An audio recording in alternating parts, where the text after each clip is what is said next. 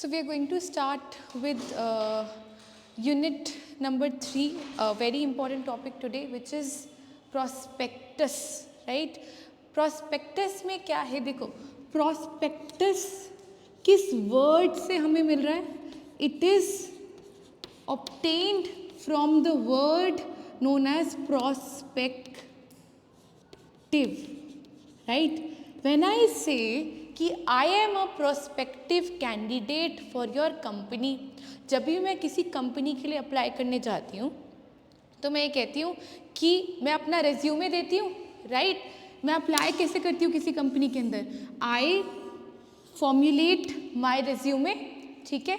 इसमें मेरा नाम होता है, राइट? मेरे क्वालिफिकेशंस होते हैं, मेरा एक्सपीरियंस होता है, मेरे पोजीशंस ऑफ रिस्पॉन्सिबिलिटी होते हैं। यानी मैं क्या बता रही हूँ कंपनी को कि why can you consider me as a prospective candidate for the your company, right?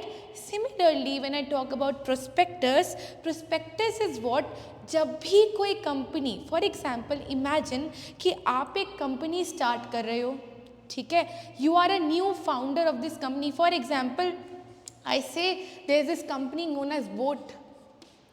आप सब लोगों को बोट के बारे में तो पता ही होगा, राइट? इसके हेडफोन्स आते हैं और इलेक्ट्रॉनिक कंपोनेंट्स आते हैं. तो you are starting the company, you are the founder of this company boAt, ठीक है? अमन गुप्ता की जगह आप फाउंडर हो बोट के, ठीक है? और आपने कहा you are fresh out of your college, आप अभी अपनी डिग्री कंप्लीट करके MBA कंप्लीट करके निकले हो, you are fresh out of college and you say I want to start a company और उसका नाम होगा बोट. और मैंने सारा idea, I have formulated the idea, now I have to go with legal requirements, I have to fulfill all the legal requirements of this company.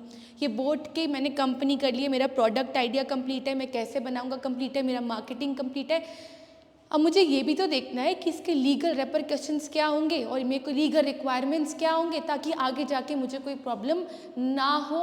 And because I am forming a company form of organisation, तो मुझे किसके साथ apply करना पड़ेगा, किसके साथ I have to comply with the provision of companies act of 2013.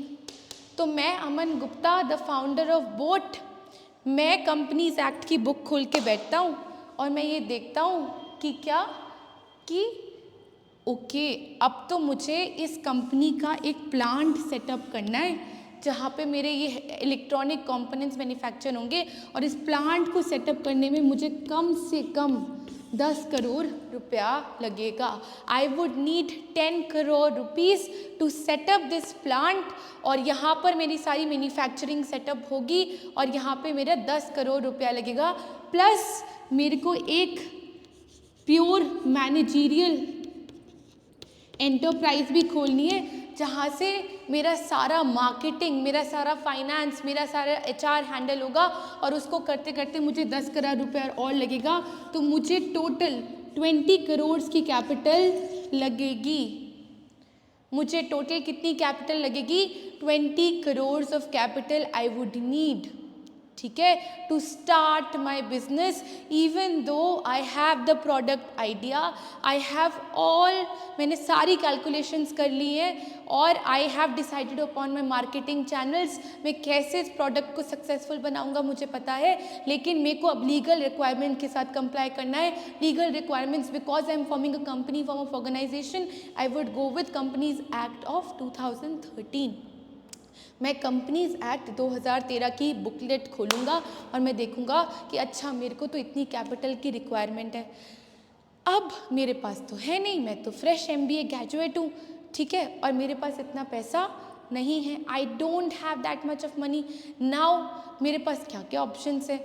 या तो मैं लोन ले सकता हूँ बैंक से, ठीक है, लेकिन एक फ्रेश MBA ग्रेजुएट को शायद ही कोई बैंक 20 लाख रुपए का लोन दे मेरे प्रोडक्ट आइडिया पे. तो मुझे लगता है मुझे मार्केट से पैसा उठाना चाहिए, right? Second is I can issue the shares of this company in the public and I can get the money, right, मैं मार्केट से पैसा उठा सकता हूँ, right, that is known as public offer. Public offer. तो मैंने कहा मेरे को 20 करोड़ की रिक्वायरमेंट है और मैं 20 करोड़ रुपया मार्केट से उठाऊंगा। अब इस पैसे को उठाने के लिए मुझे शेयर होल्डर्स चाहिए। शेयर होल्डर्स को अपनी कंपनी की तरफ अट्रैक्ट करने के लिए मैं उनको दिखाऊंगा कि I am a prospective company in which you can invest, right, you can invest in my company, right, और उसके लिए मैं प्रिपेयर करूंगा प्रोस्पेक्टस, यानी वो डॉक्यूमेंट जो share holders, potential share holders, potential investors को बताएगा मेरी कंपनी के बारे में, राइट, मैंने जो भी कंपनी फॉर्म करी उसके लिए मुझे जो भी पैसा उठाना है मार्केट से, उससे पहले I would invite the public to subscribe to the shares of the company or subscribe to the securities of the company. And when I tell them to subscribe to the securities of the company, I issue a document known as prospectus telling them the information about the company, the object of the company, the object for which this money is being raised. For example, in this case, I have to set up a manufacturing plant, इसलिए मैं पैसा उठा रहा हूँ, तो इसलिए ये सब ऑब्जेक्टिव्स वो प्रोस्पेक्टस में स्टेट करेगा। उस प्रोस्पेक्टस में डायरेक्टर्स के साइन होंगे, उस प्रोस्पेक्टस में एक्सपर्ट्स की स्टेटमेंट्स होंगी, उस प्रोस्पेक्टस में ऑथराइज्ड जो भी लोग हैं, CS है, CA है, जो भी ऑथराइज करे उस प्रोस्पेक्टस में, उन सब के साइन होंगे और फिर वो हम प्रोस्पेक्टस इशू करेंगे, एक इन्विटेशन लेटर इशू करेंगे in the form of prospectus inviting the general public to subscribe to the shares of the company or subscribe to the securities of the company कि आप आओ मेरे सब सिक्योरिटीज़ को subscribe करो और you give me capital, you give me money, you either be owners, आप owners बनो, आप डिबेंचर होल्डर्स बनो कंपनी के अंदर, right? So prospectus is what? Prospectus is any document inviting the general public to subscribe to the shares and securities of the company, right? तो कोई भी company, आप देखिए, कोई भी कंपनी जो कि मार्केट ऑफरिंग लेकर आती है, जो कि शेयर्स इशू करती है, वो सबसे पहले इट इशूज अ प्रोस्पेक्टस, चाहे वो रिलायंस हो, चाहे वो डाबर हो, चाहे वो टाटा हो, चाहे any company, right, any company which invites offers invites the subscription of shares from the general public comes with this document known as prospectus, and prospectus tells what? Details about the company and details about why you should subscribe to the shares of the company, details about कि हम ये पैसा क्यों उठा रहे हैं, why do we need this money from you, right? That is prospectus. तो जब हम प्रोस्पेक्टस का डेफिनेशन लिखेंगे, आप लिखिए कंपनीज एक्ट के अंदर according to section 2 clause 70, according to section 2 clause 70 of the Companies Act of 2013, according to section 2 clause 70 of the Companies Act of 2013, prospectus is any document, prospectus means any document described or issued as a prospectus. Prospectus means any document described or issued as a prospectus and includes a red herring prospectus, and includes a red herring prospectus within brackets section 32, and includes a red herring prospectus within brackets section 32 and a shelf prospectus within brackets section 31 and a shelf prospectus within brackets section 31, ठीक है, और any notice circular और advertisement, और any notice circular और advertisement or other document or any notice, circular advertisement or other document inviting offers from the public for the subscription, inviting offers from the public for the subscription or purchase of securities of the body corporate, securities of the body corporate. क्या बोला, एक simple सी definition companies act of 2013 ने बोली, क्या बोली, section 2 clause 70 के अंदर prospectus is any document described और issued as a prospectus. For example, मैं एक पीस ऑफ पेपर पे आज एक डॉक्यूमेंट लेती हूँ और लिख देती हूँ प्रोस्पेक्टस, और इसमें कंपनी की डिटेल्स लिख देती हूँ मैं कितने शेयर्स इशू कर रही हूँ, किस प्राइस पे इशू कर रही हूँ, और मैं इसको इशू कर देती हूँ, तो एक simple piece of paper prospectus माना जाएगा.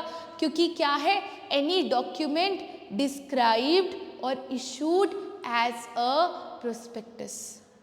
ये कंपनीज एक्ट के अंदर डेफिनेशन है प्रोस्पेक्टस की. कोई भी पीस ऑफ डॉक्यूमेंट आप बना दो, उसको प्रोस्पेक्टस लिखा होना चाहिए. अगर उस डॉक्यूमेंट के ऊपर प्रोस्पेक्टस लिखा हुआ है तो वो प्रोस्पेक्टस ऑफ द कंपनी है. ठीक है. एंड इंक्लूड्स, अब दो टाइप ऑफ प्रोस्पेक्टस के नाम आ गए, shelf prospectus and red herring prospectus. We'll discuss it in a while. Shelf prospectus and red herring prospectus and any other, क्या लिखा है, नोटिस, सर्कुलर, एडवर्टीजमेंट और document inviting offers from the public to subscribe to the shares of the company. कोई आप notice निकाल दो, advertisement निकाल दो, सर्कुलर निकाल दो, और आप बोलो, प्रोस्पेक्टस लिखो भी ना उसके ऊपर, और बोलो I invite you to subscribe to the shares of XYZ limited at this rate and इतने shares. That is also considered as a prospectus. So I hope you are clear with the definition of prospectus. It is any document issued with the name prospectus, includes, second, includes a red herring prospectus and a shelf prospectus. We'll discuss it in a while. And third, कोई भी notice, कोई भी circular, कोई भी advertisement जिसमें आप invite कर रहे हो to for the share holders to subscribe to the shares of the company, that is known as a prospectus. All right. Now दो टाइप्स ऑफ प्रोस्पेक्टस मेंशन हुए, हम लोग चार टाइप्स ऑफ प्रोस्पेक्टस को डिस्कस करेंगे. One is shelf prospectus, the other one is red herring prospectus, the third is abridged prospectus and the fourth one is deemed prospectus. Deemed prospectus.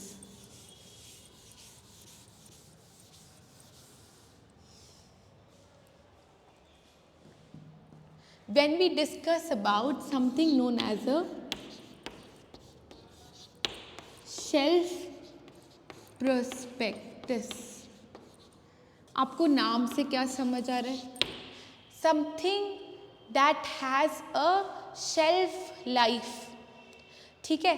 For example imagine करो कि this is a book, ये आपकी taxation या company law की एक book है. ठीक है. आई am the author of this book. ठीक है. अब कंपनी लॉ एक ऐसा सब्जेक्ट है जहाँ पे there are frequent amendments that come year after year, months after months amendments आती रहती हैं.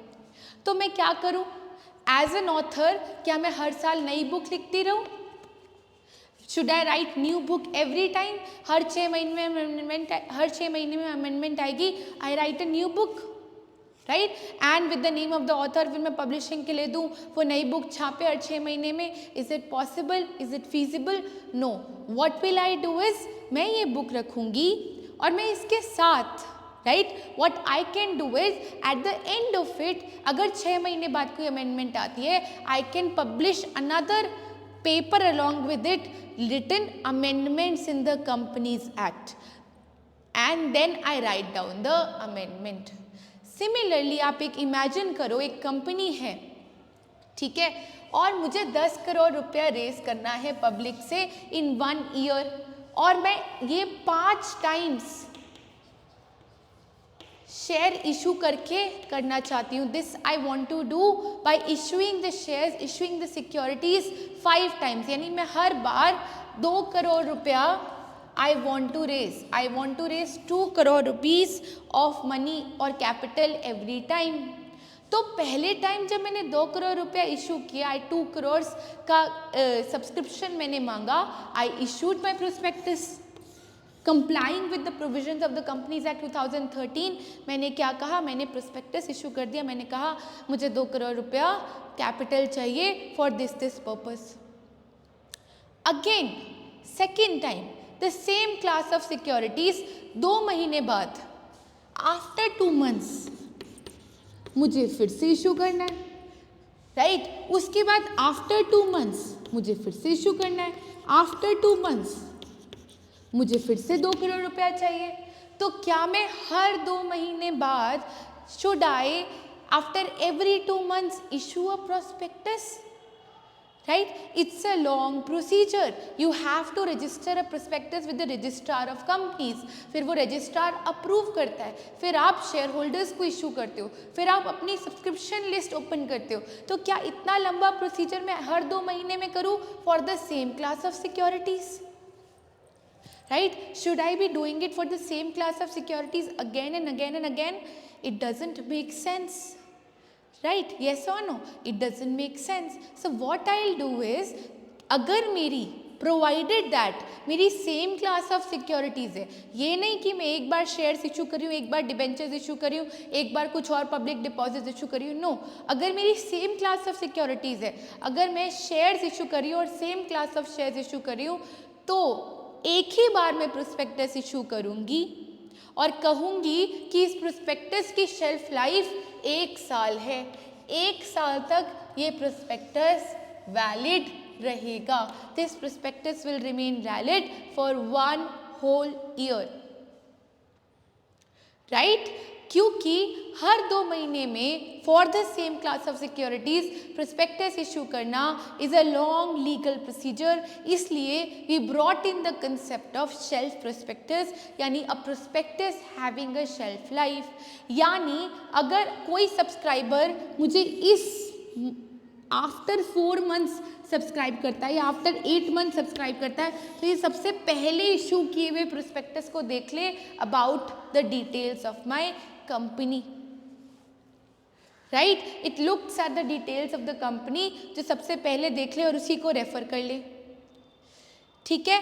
और उसके साथ साथ अब सपोज करो, चलो ये 5 बार मैं 2 करोड़ रुपीज़ रेज कर रही हूँ, मेरे को 10 करोड़ की कैपिटल चाहिए. एक बार मैंने प्रोस्पेक्टस इशू कर दिया और कहा ये एक शेल्फ प्रोस्पेक्टस है, इसकी लाइफ 1 साल रहेगी. तो हर बार अगर मेरे शेयर होल्डर्स को, मुझे पोटेंशियल शेयर होल्डर इन्वेस्टर को मेरी कंपनी के बारे में जानना है, तो वो शेल्फ प्रोस्पेक्टस को रेफर कर सकता है. ही और she can refer to the shelf prospectus. However, if in between suppose मैंने एक डिसीजन लिया कि मैं ये मनी, जो ये 10 करोड़ का मनी है, इसका एक पार्ट, एक मेरा उत्तर प्रदेश में प्लांट बनेगा, ये मैंने पहले डिसाइड नहीं किया था, ये मैंने बाद में डिसाइड किया, वहाँ पे इन्वेस्ट कर दूंगी. और दूसरा मैंने किया कि मेरी ऑथराइज्ड कैपिटल बढ़ गई फ्रॉम 5 करोड़ टू 10 करोड़. ये मेरी 2 डेवलपमेंट्स हुई उसी साल के अंदर अंदर. अब ये मेरी रिस्पॉन्सिबिलिटी बनती है as a company to inform the share holders about these developments, yes और नो. अब प्रोस्पेक्टस तो मैं इशू कर नहीं रही, so how do I inform the shareholders or potential investors about the happenings that has happened in the company during this 1 year? I will issue what is known as a information memorandum. एक information memorandum मैं बना के issue कर दूंगी. Similarly ये मेरी company law की book थी, वो बुक इंटैक्ट है, मेरा प्रोस्पेक्टस इंटैक्ट है. जो मैं इसके साथ अमेंडमेंट्स अटैच करूंगी, right, the amendments that I attach to the book is the information memorandum. Information memorandum share holders को बताएगा what are the changes in the company during this period of 1 year where in new prospectus was not issued. और इस information memorandum को भी मैं registrar के साथ file करूंगी, like I file the prospectus with the registrar of companies. ठीक है, तो shelf prospectus shall be accompanied by an information memorandum whenever there are changes in the company that have to be informed to the potential investors. Right? So you write down the definition of shelf prospectus. Shelf prospectus का definition है according to section 31 of Companies Act of 2013, according to section 31 of Companies Act of 2013, shelf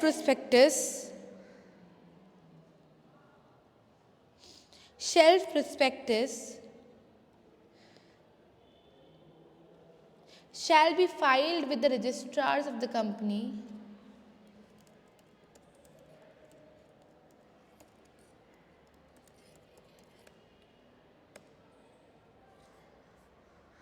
shelf prospectus shall be filed with the registrar of the companies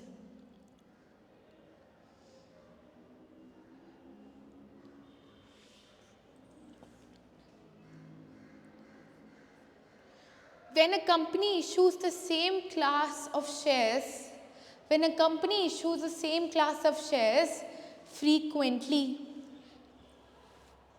when a company issues the same class of shares frequently,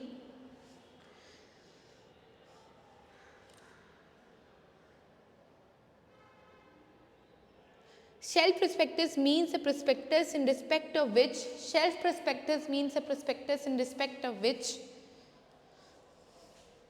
the securities or class of securities included therein are issued for subscription in one or more issues over a certain period,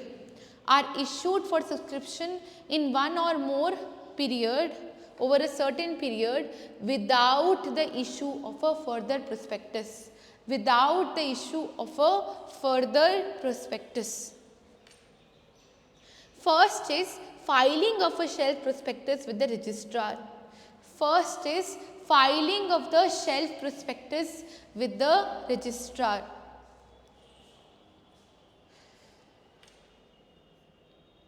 The shelf prospectus shall be filed with the registrar at the time of first offer of securities. The shelf prospectus shall be filed with the registrar at the time of first offer of securities.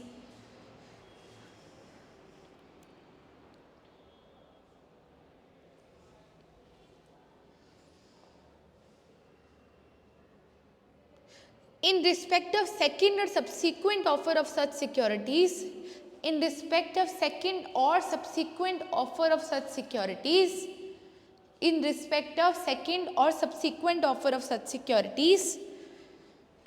during the period of validity of the prospectus,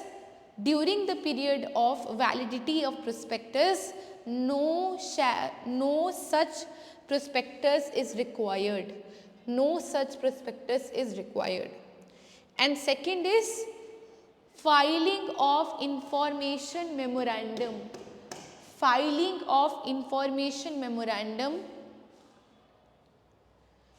along with shelf prospectus.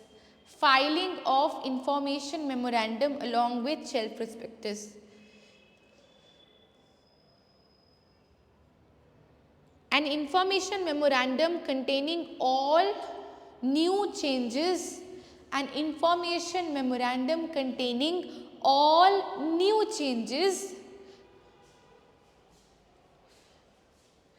relating to new charges created,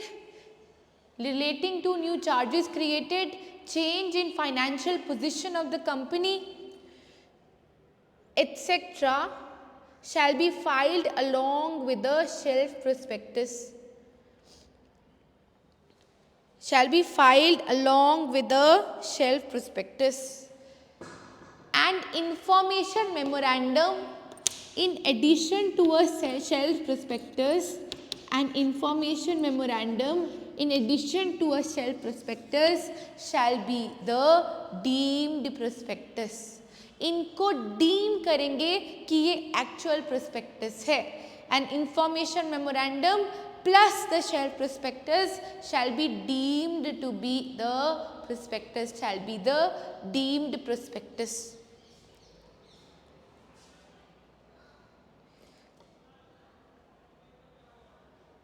All right. And एक तो shelf prospectus की life कितनी होती है? The life of shelf prospectus shall B 1 year, यानी 1 year के अंदर अगर सेम क्लास ऑफ सिक्योरिटीज़ के इशू हो रहे हैं तो हमें नए प्रोस्पेक्टस को फाइल करने की ज़रूरत नहीं है. अगर न्यू चेंजेस क्रिएट होते हैं तो हम शेल्फ प्रोस्पेक्टस इंफॉर्मेशन मेमोरेंडम के अंदर ही बता देंगे. इसकी लाइफ कितनी है?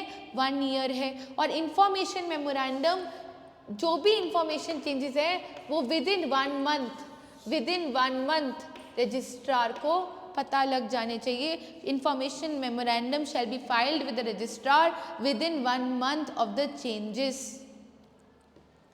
Right. Information memorandum shall be filed with the registrar 1 month prior to the second or subsequent offer. Shall be filed with the registrar 1 month prior to the second or subsequent offer. तो जो भी हम second offer कर रहे हैं या subsequent offer कर रहे हैं उसके 1 महीने पहले ही हम लोगों को information memorandum भी फाइल कर देना है ताकि जो भी potential investors हैं वो प्रोस्पेक्टस प्लस इंफॉर्मेशन मेमोरेंडम को साथ में रेफर करके अपना एक प्रॉपर इन्वेस्टिंग डिसीजन ले सके कि हमें इस कंपनी में इन्वेस्ट करना है या नहीं करना. ठीक है. तो प्रोस्पेक्टस की डेफिनेशन में दोबारा जाओ. Section 2 clause 70 in prospectus is any document described as a prospectus and includes a shelf prospectus. तो shelf prospectus भी prospectus की definition में आ जाता है and includes a red herring prospectus. Red herring prospectus.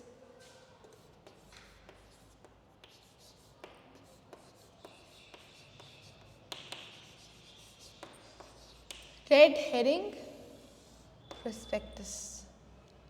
अब red herring का क्या मतलब है? What is the meaning of a red herring prospectus? Just give me a moment.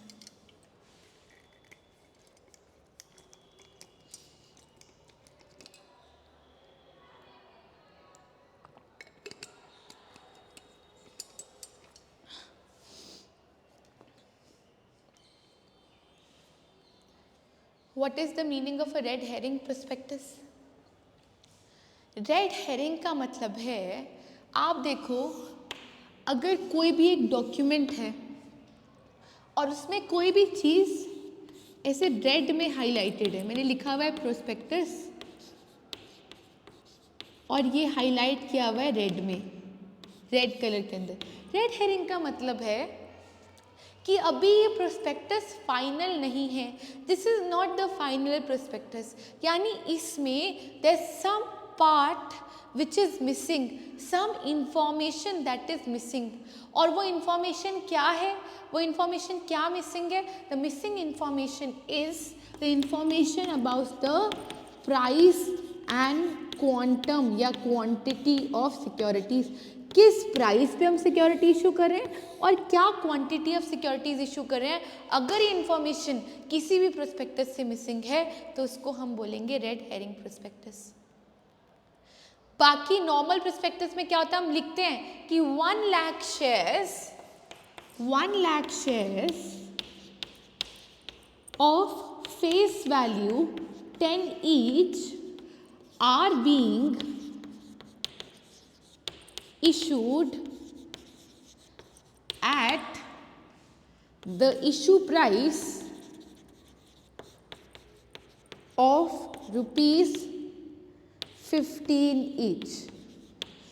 Premium पे इशू कर रही हूँ तो ये इंफॉर्मेशन किसी भी और प्रोस्पेक्टस में मेंशन होगी, लेकिन ये red herring prospectus which is not considered, देखो एक रेड हेरिंग यानी एक पार्ट है जो मिसिंग है, right, which will be completed letter.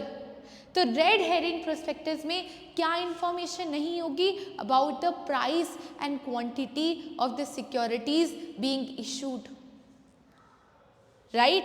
और ये इंफॉर्मेशन क्यों नहीं होगी, right? How do we not know पहले से ही बिफोर इशूइंग कि हम कितनी सिक्योरिटीज इशू कर रहे हैं और किस प्राइस पे इशू कर रहे हैं? Because we are issuing the securities through something known as a book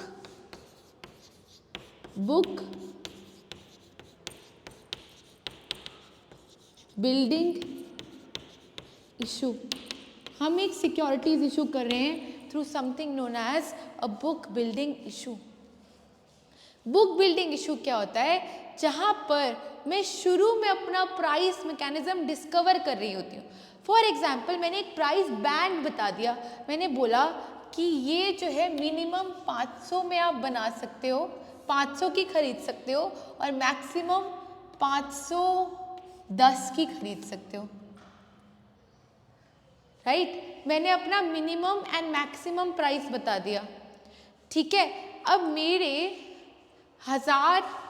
मेरे क्या गए 2000 5000 इन्वेस्टर्स हैं जो 500 में खरीदने को तैयार है, मेरे 4000 इन्वेस्टर्स हैं जो 501 में खरीदने को तैयार है, 3000 है जो 502 में खरीद, मैं 505 को मैक्सिमम प्राइस मानती हूँ, ठीक है।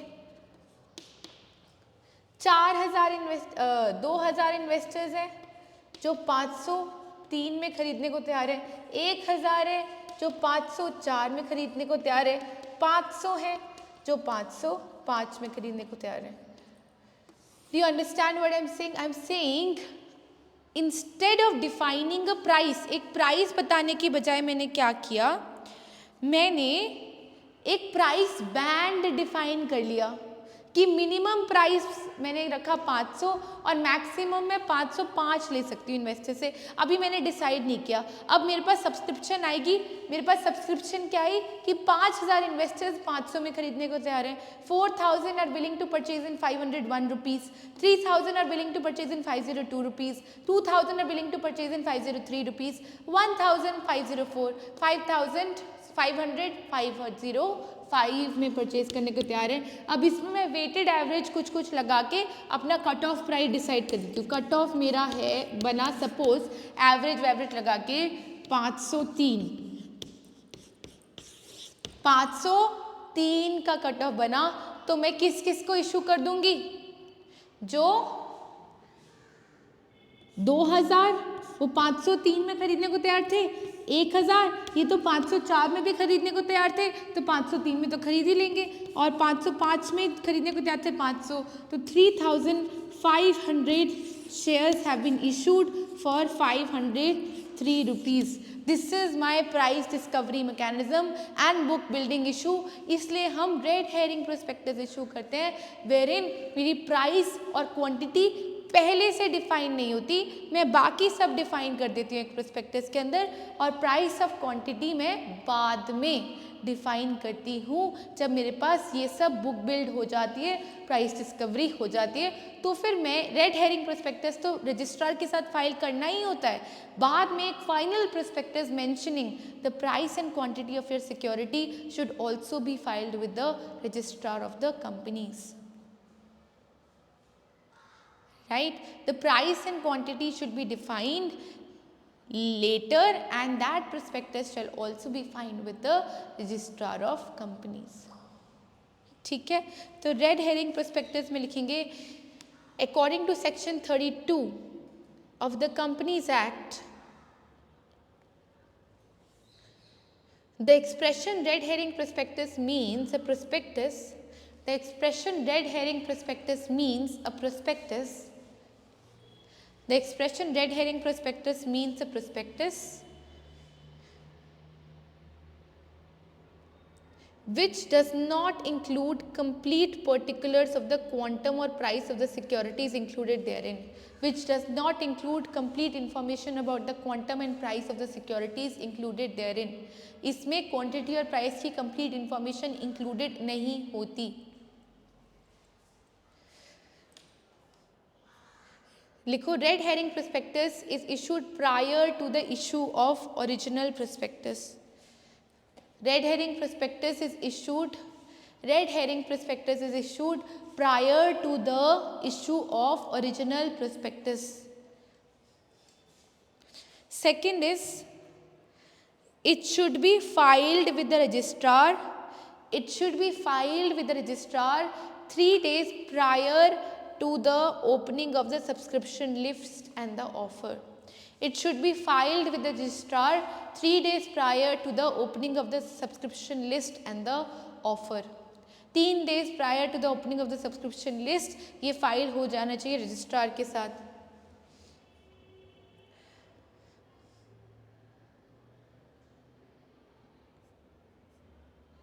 All the obligations of the prospectus shall be applied to the red herring prospectus as well.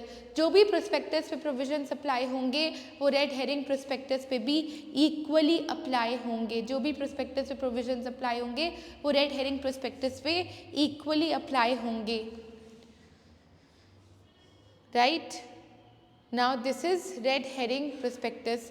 And मेरा तीसरे टाइप का prospectus है abridged prospectus. My third type of prospectus is abridged prospectus.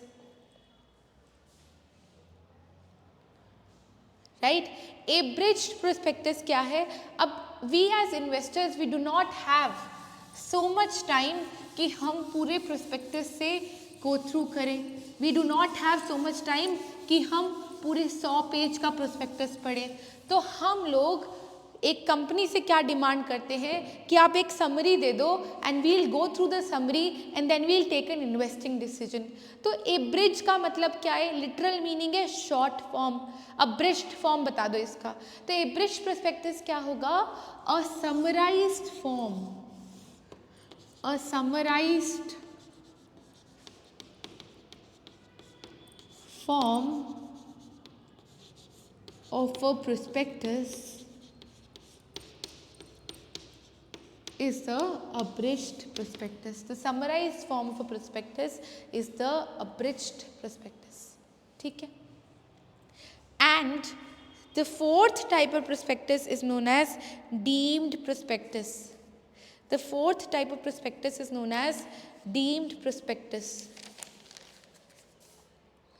Section 25. Section 25. Write it down. Section 25. According to Section 25 of the Companies Act of 2013. According to Section 25 of the Companies Act of 2013.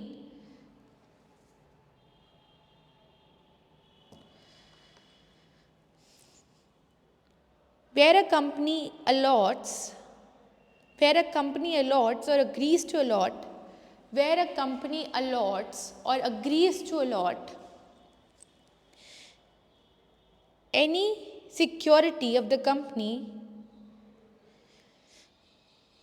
with the view that the securities shall be offered for sale, with the view that those securities shall be offered for sale.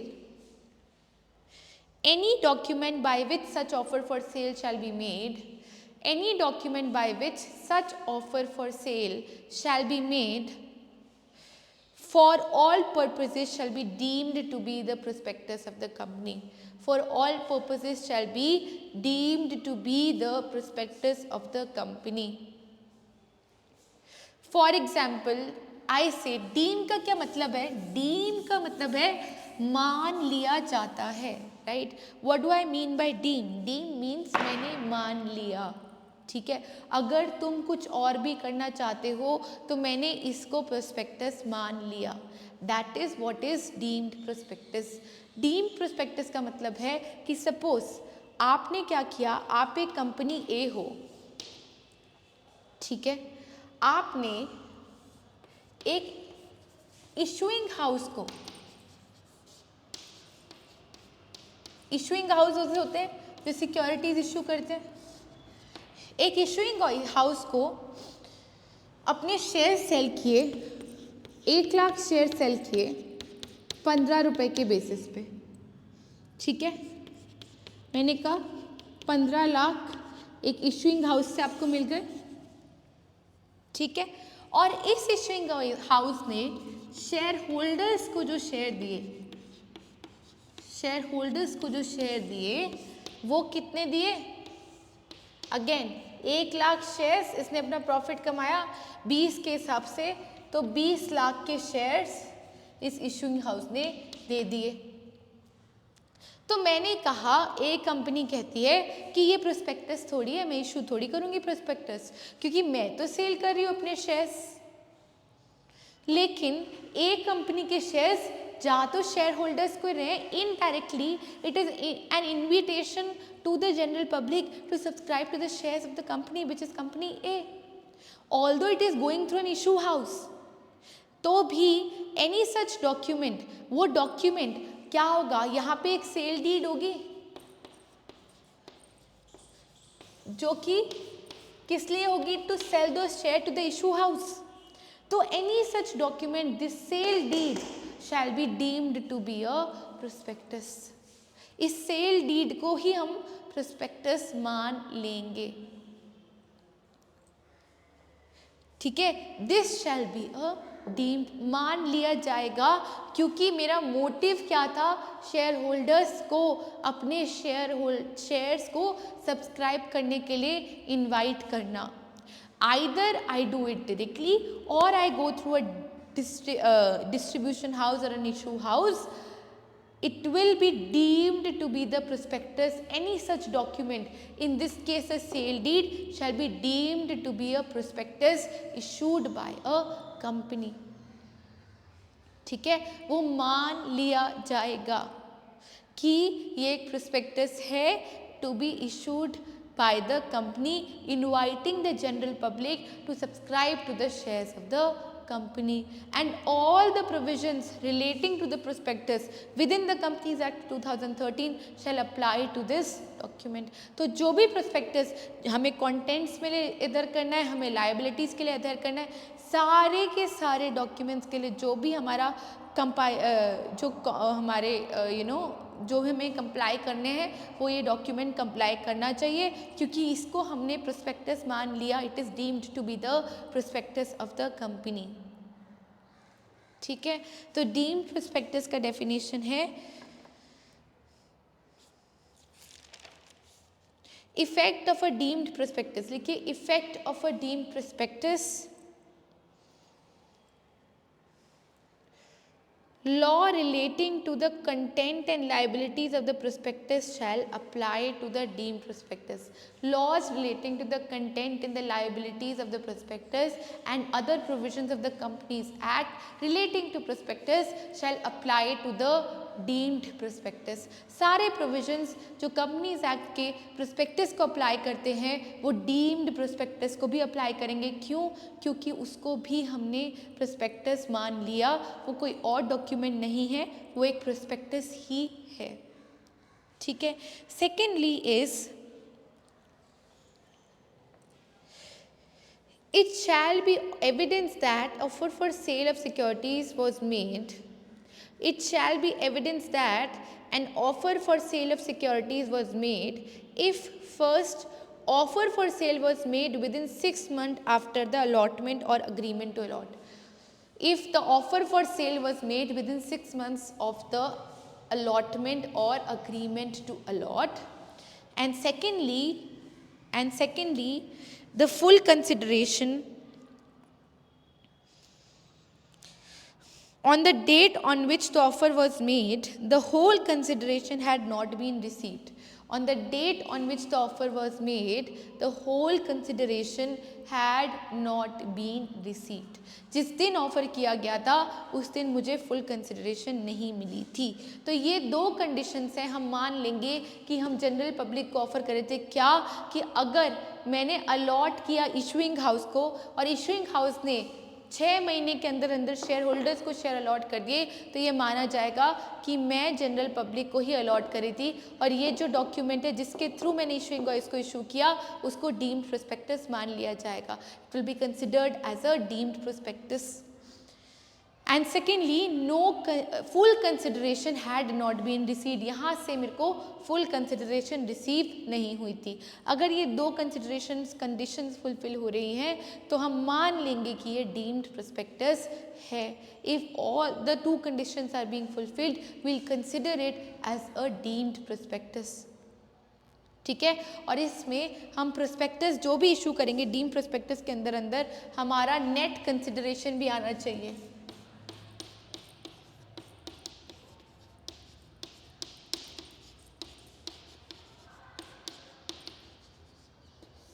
Net consideration यानी अगर मेरे को जितना भी पैसा issuing house को मिला है माइनस ऑल द एक्सपेंडिचर्स, वो नेट कंसिडरेशन आना चाहिए with in the purview of the deemed prospectus. Alright, so this is my 4 types of prospectus. 4 types of prospectus हमने इशू किए, हमने डिस्कस किए. Sorry, one was shelf prospectus, the second is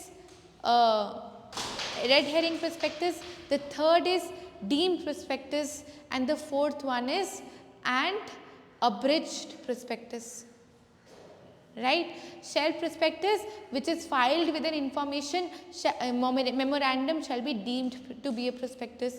Red herring prospectus is a prospectus जो कि issue किया जाता है without the discovery of price and quantity. उसके लिए एक बुक बिल्डिंग इशू होता है जिसके डिस्कवर होता है प्राइस और क्वांटिटी, और एक फाइनल प्रोस्पेक्टस भी प्रिपेयर किया जाता है जो कि is again filed with the registrar. ठीक है. अब्रिज्ड प्रोस्पेक्टस क्या है? एक summarised form of a prospectus. Right. Deemed prospectus क्या है कि अगर मैं एक अलॉट करती हूँ इशूइंग हाउस को और इशूइंग हाउस फर्दर अलॉट करता है तो ये माना जाएगा कि ये है an offer for sale of securities to the general public and it shall be any document by which it is done shall be deemed to be the prospectus issued by the company. Right. It shall be deemed to be a prospectus issued by the company.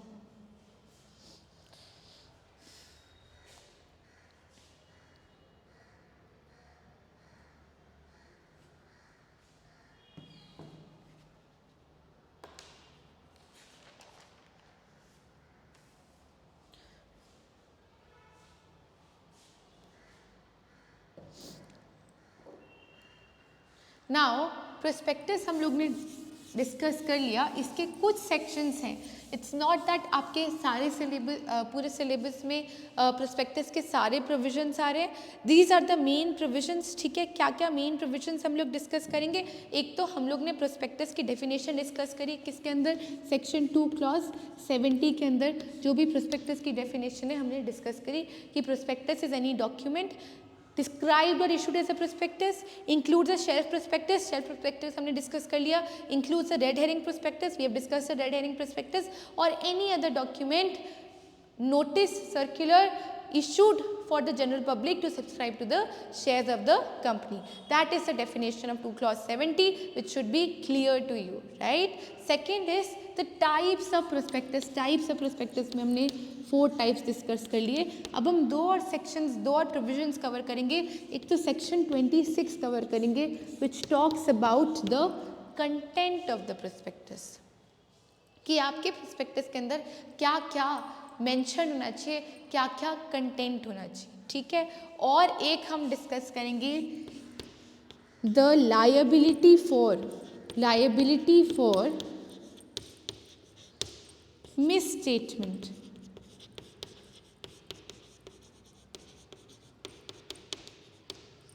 In the prospectus. The second thing that we'll discuss is liability for misstatement in the prospectus. और इसके अंदर 2 type की liability आएंगी. एक तो criminal liability आएगी और दूसरी क्या आएगी, civil liability. Like we'll discuss criminal as well as civil liabilities. Alright, we'll take a 2-minute break and then we'll start again.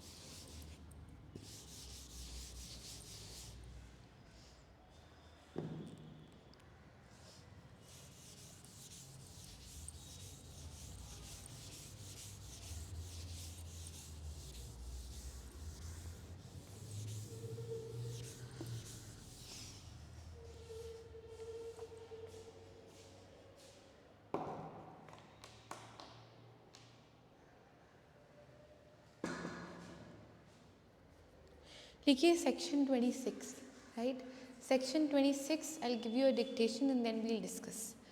Section 26 of the Companies Act of 2013 talks about matters to be stated in the prospectus, right? Section 26 of the Companies Act of 2013 talks about matters to be stated in the prospectus. First है, it should be dated and signed. It should be dated and signed. आपका prospectus dated और signed होना चाहिए. Dated यानी जो भी date को आप इशू कर रहे हो. For example today is suppose 26 नवंबर 2023. तो जब आप प्रोस्पेक्टस डालोगे ABC लिमिटेड प्रोस्पेक्टस, तो यहाँ पे आपकी डेट आनी चाहिए विच इज़ व्हाट 26 नवंबर 2023. और यहाँ पे डायरेक्टर्स के और जो भी ऑथराइज अथॉरिटी है उसके सिग्नेचर आने चाहिए. तो कोई भी प्रोस्पेक्टस विदाउट डेट और विदाउट साइन नहीं हो सकता. It should be dated and signed. The date indicated in the prospectus, the date indicated in the prospectus shall be, the date indicated in the prospectus shall be deemed to be the date of publication. The date indicated in the prospectus shall be deemed to be the date of publication. जो भी date में prospectus में mention कर रही हूँ, चाहे मेरा prospectus इसके बाद इशू क्यों ना हुआ हो, ये date shall be deemed to be the date of issue of prospectus. ठीक है, तो ये डेट ऑफ इशू है डीम प्रोस्पेक्टस की, जो भी मैं डेट प्रोस्पेक्टस के अंदर डाल रही हूँ. सेकेंड,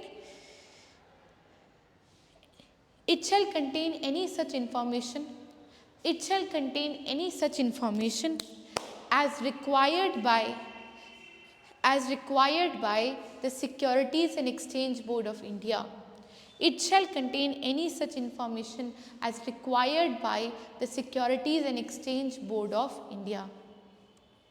The third is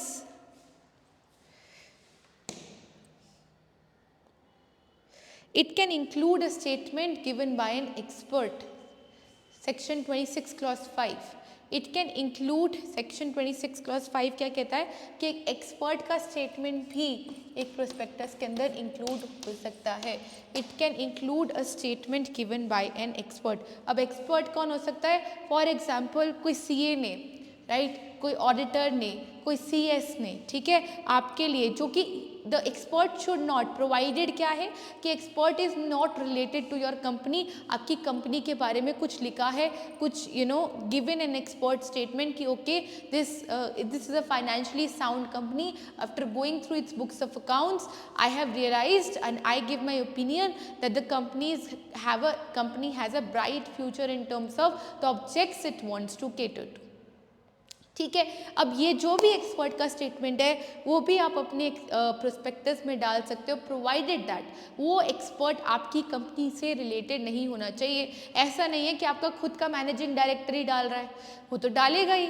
ठीक है, ऐसा a person who is unrelated to your company but has gone through your credentials and given an expert statement, उसके ऊपर इन्वेस्टर्स भरोसा कर सकते हैं. Investors can trust on the expert. That means वो स्टेटमेंट आप अपने प्रोस्पेक्टस में इंक्लूड कर सकते हो. That statement can be included in your prospectus, right. Can include statement given by an expert. Expert shall not be engaged in promotion और management of the company. The expert shall not be engaged in the promotion और management of the company. The expert shall not be engaged in the promotion और management of the company. अच्छा, एक और चीज़ है, prospectus shall not, लिखो, prospectus shall not be valid after 90 days of the delivery thereof to the ROC, registrar of companies. Prospectus shall not be valid for more than 90 days after delivery thereof to the ROC. Registrar of companies को आपने delivery कर दी तो उसके 90 days तक, 3 months के अंदर अंदर ही आपको सिक्योरिटीज इशू करनी पड़ेंगी. 90 days के बाद आपको एक नया प्रोस्पेक्टस इशू करना पड़ेगा क्योंकि आपका प्रोस्पेक्टस वैलिड नहीं माना जाएगा. So the period of validity of prospectus is 90 days from the delivery thereof to the registrar of companies. जिस दिन आप डिलीवरी कर देते हो ROC को, उसके 90 दिन के अंदर अंदर, उसके 90 डेज़ के अंदर अंदर ही आपको शेयर्स इशू करने पड़ेंगे. अगर 90 डेज एक्सीड हो गए, you have to bring in a new prospectus again. ठीक है. So validity of prospectus is 90 days from the delivery thereof to the ROC.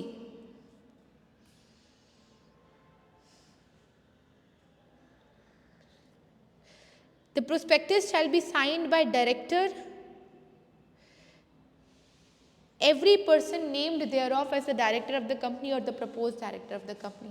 The prospectus shall be signed by every person thereof described as the director of the company. या तो वो director है या proposed director है. अगर एक company declare करे कि ये मेरा डायरेक्टर है या ये मेरा प्रपोज्ड डायरेक्टर है, उन सब को इस प्रोस्पेक्टस को साइन करना पड़ेगा. जैसे हमने फर्स्ट स्टेटमेंट करी थी, a prospectus should be dated and signed, यानी देयर पर should be date, valid date. इस डेट को माना जाएगा कि it is the date of the publication of the deemed prospectus. And again it should be signed by whom?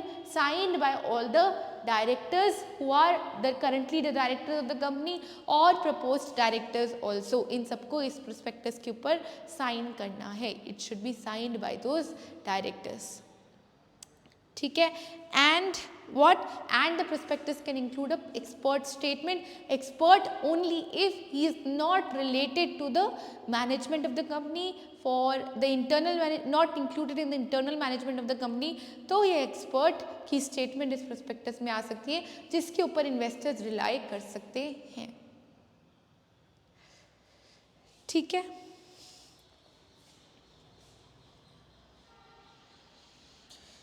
Then we talk about varying the terms of the prospectus. Varying the terms of the prospectus.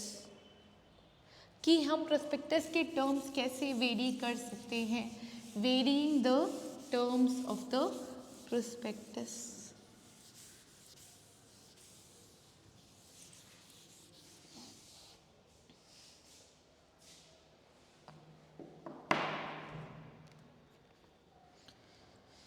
देखो, 3 चीज़ें हैं varying the terms of the prospectus में. अब suppose मैंने कहा कि अच्छा, मैंने पैसा उठाया था ये सोच के कि मैं 5 करोड़ का प्लांट नोएडा में सेटअप करूँगी.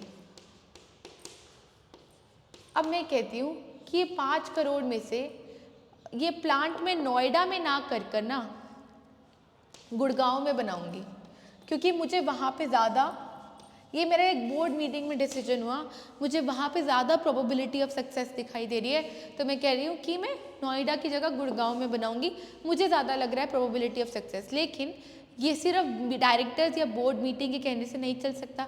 शेयर होल्डर्स इन्वॉल्व है, शेयर होल्डर्स से हमने पैसा उठाया हुआ है, तो हमें उन्हें इन्फॉर्म करना पड़ेगा.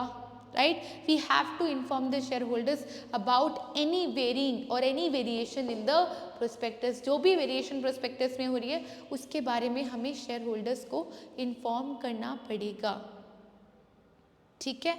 Now, जो भी information हम देंगे उन shareholders को, right? सबसे पहले तो there should be a special resolution which is passed in the general meeting of the company. जो भी वेरिएशन है, सपोज मैं ये वेरिएशन करी हूँ कि मैं नोएडा से गुड़गांव तक प्लांट को शिफ्ट करी हूँ, तो ये variation should be passed by a special resolution passed in the general meeting of the company. ठीक है. सेकेंडली, ये जो मेरी वेरिएशन है, ये एक पब्लिक नोटिस आना चाहिए, पब्लिक नोटिस मिलना चाहिए in at least 2 newspapers. In at least what? 2 newspapers. एक तो मेरा इंग्लिश न्यूज़पेपर आना चाहिए और एक मेरा वर्नैक्युलर. वर्नैक्युलर का क्या मतलब है?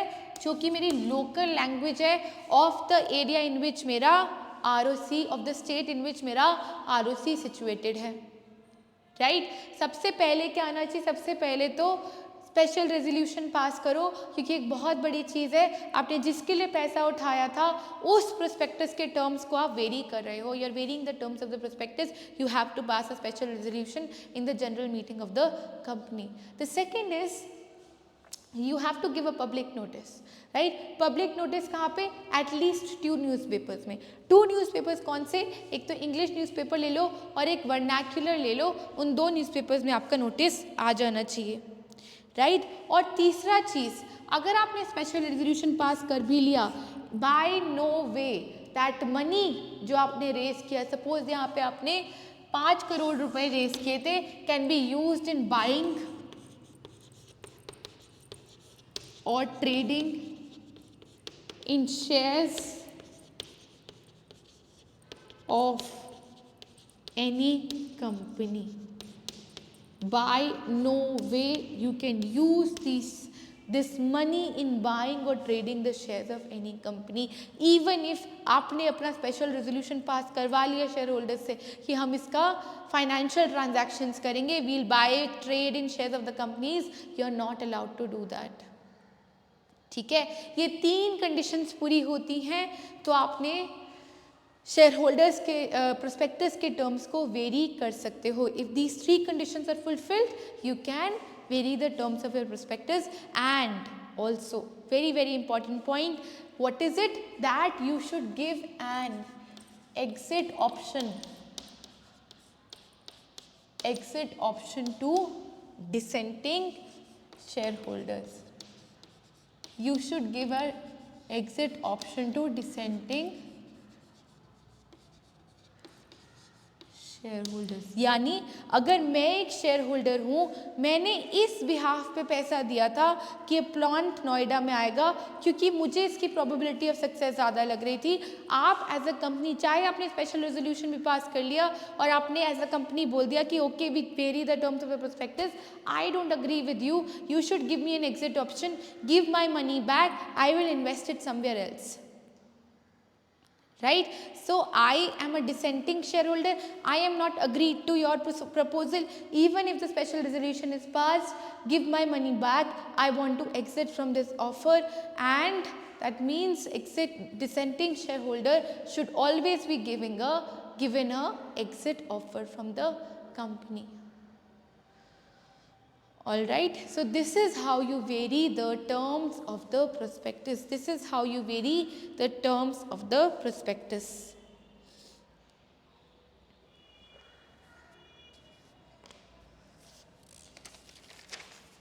Right, the next topic is liability. The liability of misstatement in the prospectus. The liability of misstatement in the prospectus.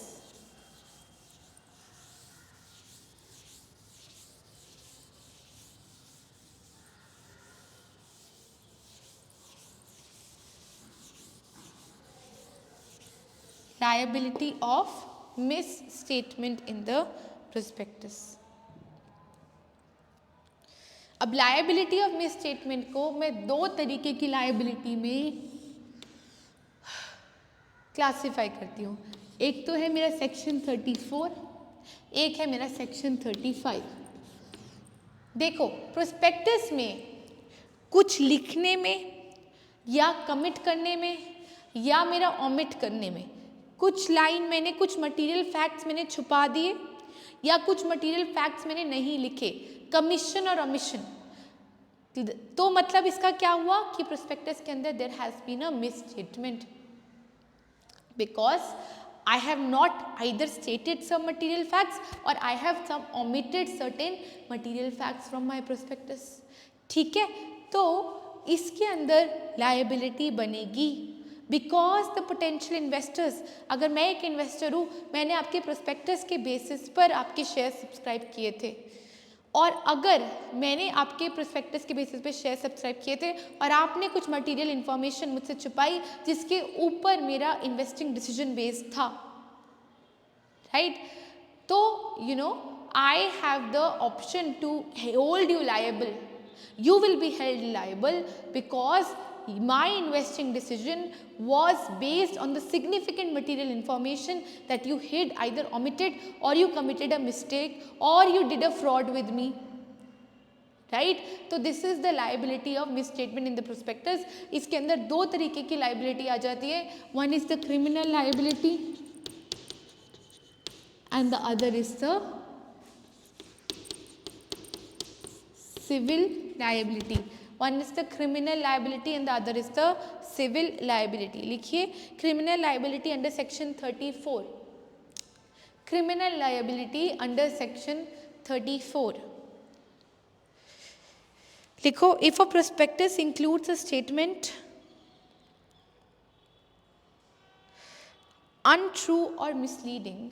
If a prospectus includes a statement untrue or misleading, every person who authorizes such prospectus shall be liable under section 447. Fraud का section है 447, उसके under liable हो जाएगा. Every person who authorizes such misstatement shall be liable under the section 447. Exception है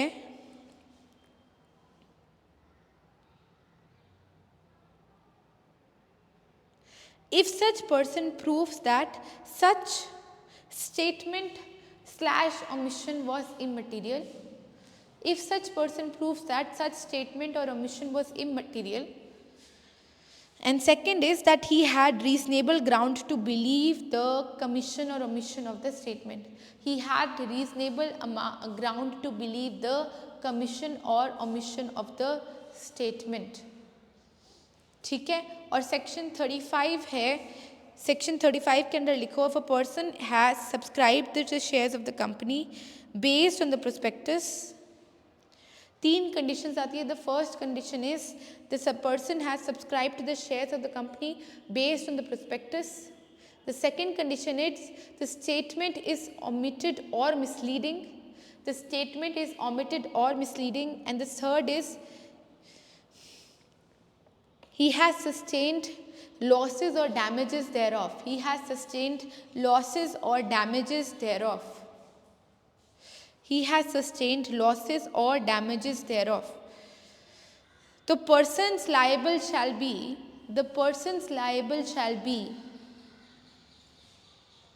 director at the time of issue of prospectus, or someone who has authorized himself to be named as a director, or someone who has authorized himself to be named as director. Second is agreed to become the director in the future. Agreed to become the director in the future. Write it down and then I'll explain. Second is agreed to become the director in the future. Third is promoter of the company. Fourth is authorized the issue of the prospectus. And fifth is expert under section 26 clause 5. Expert under section 26 clause 5.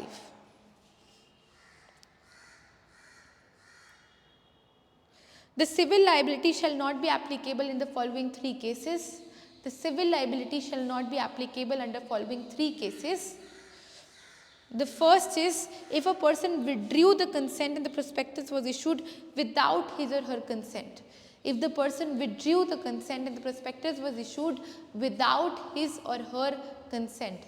If the person withdrew the consent and the prospectus was issued without his or her consent. The second is prospectus issued without the knowledge or consent, and after becoming aware the person gave a public notice. And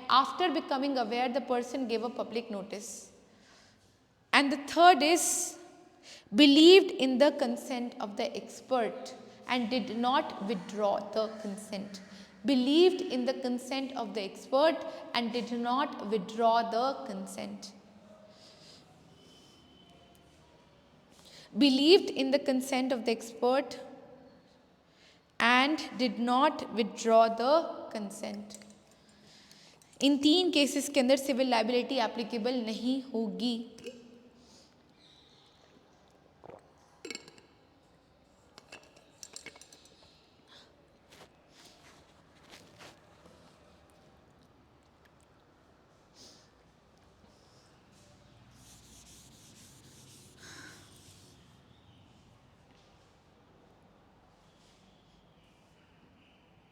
देखिए criminal और civil क्या फ़र्क है. Criminal liability में criminal procedure code apply हो जाता है, ठीक है। क्रिमिनल यानी फ्रॉड किया है, there was an intention to deceive. Section 447 of the companies act 2013 deals with frauds, ठीक है। नाउ क्रिमिनल लाइबिलिटी के अंदर वो कह रहा है कि अगर कोई मिसस्टेटमेंट है, फॉर एग्जाम्पल आपने 5 करोड़ रुपीस रेस किए, ठीक है, आपने कहा कि इससे मैं नई मशीन्स और एनहांस्ड मशीन्स खरीदूंगा टू बूस्ट माय प्रोडक्शन, लेकिन आपने उस 5 करोड़ को, ये आपने मेंशन किया अपने प्रोस्पेक्टस में, राइट, लेकिन आपने उस 5 करोड़ को ट्रेडिंग में उड़ा दिया, गैम्बलिंग में उड़ा दिया। You purchase the shares of the company, speculative trading करी आपने, you sold those shares, you went into losses, ultimately loss किसका हुआ? ओनर्स का, शेयर होल्डर्स का, ठीक है। आपको ये पहले से पता था कि इस पैसे को मैं कोई प्रोडक्शन में यूज़ नहीं करने वाला, I would use it in gambling, in trading with the securities. That means you're defrauding the investors. आप investors को fraudulently एक information provide करे हो which is untrue, which is misleading, ठीक है। उस केस में आपके ऊपर जो सेक्शन अप्लाई होगा वो होगा सेक्शन 447 ऑफ फ्रॉड। लेकिन इस सेक्शन के दो एक्सेप्शंस है। क्या एक्सेप्शंस है? पहला तो एक्सेप्शन है कि या तो एक इमटेरियल इंफॉर्मेशन है, आप बोल रहे हो ये तो कोई मटेरियल इंफॉर्मेशन ही नहीं थी। For example I would say कि मैंने कहा इस 5 करोड़ में से मेरा 1000 रुपया और 10,000 रुपीज़ 10,000 रुपीज़ मेरे को अपने एक मशीनरी पार्ट भी खरीदना है।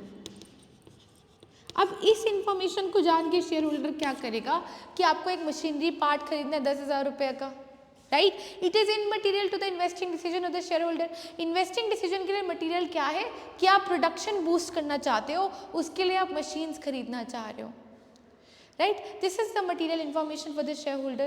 So if you are giving, you say that this is an immaterial information and did not intend to defraud, तो इसका मतलब आप एक एक्सेप्शन हो, आपके ऊपर क्रिमिनल लाइबिलिटी नहीं लगेगी। और दूसरा है आपके पास रीजनेबल ग्राउंड टू बिलीव था, reasonable ground to believe you had, right? You had your reasonable ground to believe in the information. That means आप एक ऐसे डायरेक्टर हो जिसको पता ही नहीं है, you were honest on your part।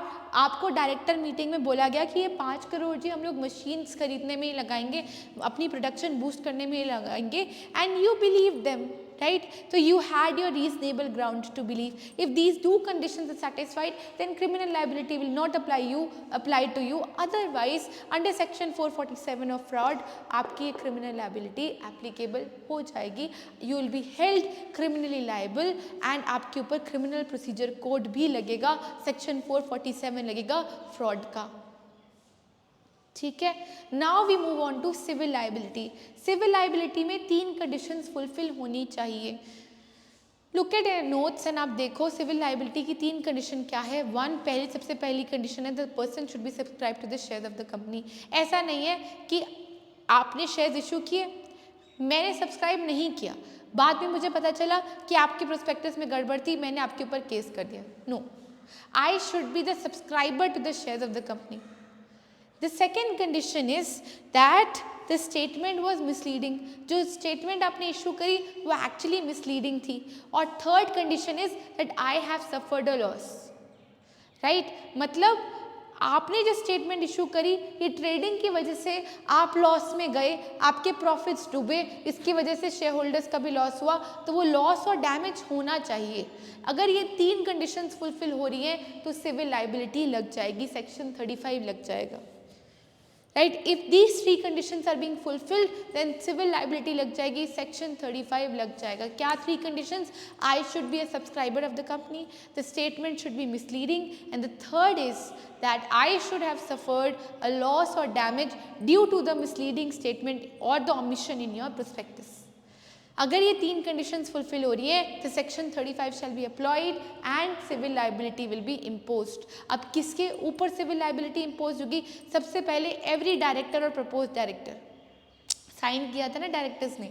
All the directors of the company और the propose directors shall sign the prospectus. It was signed by them. जो साइन करता है उसका अथॉरिटी होता है, उसका रिस्पॉन्सिबिलिटी भी होता है, तो वो लाइबल हो जाएंगे. Promoter of the company shall be liable. Promoter तो लाइबल हो गई, उसकी कंपनी है, राइट? तो promoter will be liable. The third is expert, जिसने स्टेटमेंट दी थी on the financial soundness. 26 clause 5, remember 26 clause 5, he gave a statement कि मुझे इन माय एक्सपर्ट ओपिनियन, चाहे वो सीए हो, सीएस हो, कोई भी और हो, किसी और कंपनी का डायरेक्टर हो, on based on my expert opinion, जिस एक्सपर्ट ओपिनियन के ऊपर इन्वेस्टर्स ने रिलाई किया, अगर वो ये स्टेटमेंट देता है और फिर मिस स्टेटमेंट हो जाती है तो वो लायबल होगा, right? And the next is the authorised, who authorise the issue of prospectus. कोई भी सीएस है, सीए है, उसने ऑथराइज किया इशू ऑफ प्रोस्पेक्टस, वो भी लायबल होगा. ये सारे लोग who authorise the issue of prospectus shall be liable under civil liability section number 34, right? They shall be liable under civil liability section number 34. ठीक है. 3 केसेस इसके भी एक्सेप्शन है. देखिए इसके एक्सेप्शंस थे. इसके एक्सेप्शंस क्या थे? क्या तो इम्मटेरियल इंफॉर्मेशन है या there was reasonable ground to believe. ठीक है. ऐसे ही 3 केसेस सिविल लाइबिलिटी के भी एक्सेप्शन है. सिविल लाइबिलिटी के एक्सेप्शन है, for example I am a director. मैं एक डायरेक्टर मीटिंग में बैठा हूँ, मेरे सामने डिस्कशन हो रही है. See we'll issue a prospectus, 5 crore रुपए रेज करने हैं. We'll tell them that we'll invested in manufacturing plant में इन्वेस्ट करेंगे, पर हम लोग ये कंपनी के शेयर्स खरीदेंगे. We'll indulge in speculative trading and there are 5 directors sitting and I am the one who is the most honest one. मैं integrity hold करता हूँ, ठीक है, और मैं अंदर अंदर सोच रहा हूँ कि अब मैं क्या करूँ. I am the director of the company, right? What do I do? All these 4 are giving this consent. मैं 5th डायरेक्टर हूँ. अगर मैंने भी कंसेंट दे दिया तो बाद में अगर कुछ केस हुआ तो मैं लायबल हो जाऊँगा, राइट? तो मैं क्या करता हूँ, मैं अपना कंसेंट विड्रॉ कर लेता हूँ इसी टाइम पर. अगर I as a director withdraw my consent at this point in time, that means I shall not be held liable, क्योंकि उसी टाइम पे मैंने बोल दिया था कि there was a misstatement in the prospectus. ठीक है. और फिर भी अगर ये 4 डायरेक्टर्स मेरे कंसेंट के बिना प्रोस्पेक्टस इशू करते हैं तो ये 4 लायबल होंगे, लेकिन मैं लायबल नहीं होऊंगा. I will not be held liable as a liable director. I will not be there because I withdrew my consent then in that time. ठीक है. द सेकेंड केसेस की ओके एक एक्सपर्ट ओपिनियन था जिसके ऊपर मैंने रिलाई कर लिया और मैंने अपना कंसेंट विड्रॉ नहीं किया. फॉर एग्जांपल एक बहुत बड़ा सीए मेरे पास बैठा है, ठीक है, और उसने कहा कि आपकी कॉपीज़ तो बहुत फाइनेंशियली साउंड लग रही हैं and you know you invest in manufacturing. I am with you, I will give you my expert statement and I as a director believe in him. ठीक है. तो on that ground also I will not be held liable. ठीक है. और ऐसा भी हो सकता है कि प्रोस्पेक्टस इशू हो गया, सब हो गया, और बाद में मुझे नॉलेज हुई इस बात की. I was not in knowledge in that time, मुझे बाद में नॉलेज हुई. Then I give a public notice of my withdrawal of consent. Then also I will not be held liable. ये 3 कंडीशंस के अंदर दी सिविल लाइबिलिटी भी cancel out हो जाती है, right? I will not be held liable. All right. So this is my liability for misstatements in the prospectus. This is my liability for what? Misstatements in the prospectus. ठीक है. Give me a moment please.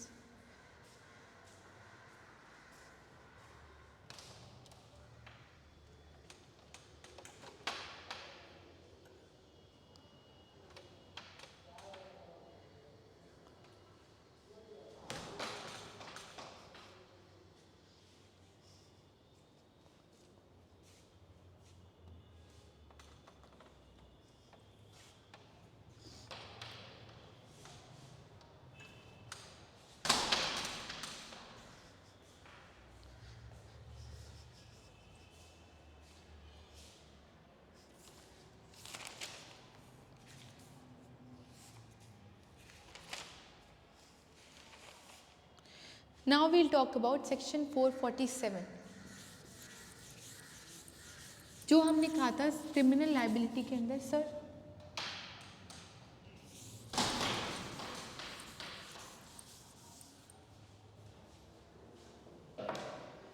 we'll discuss about the duties of the directors in the next class. ठीक है, next class में discuss करते हैं.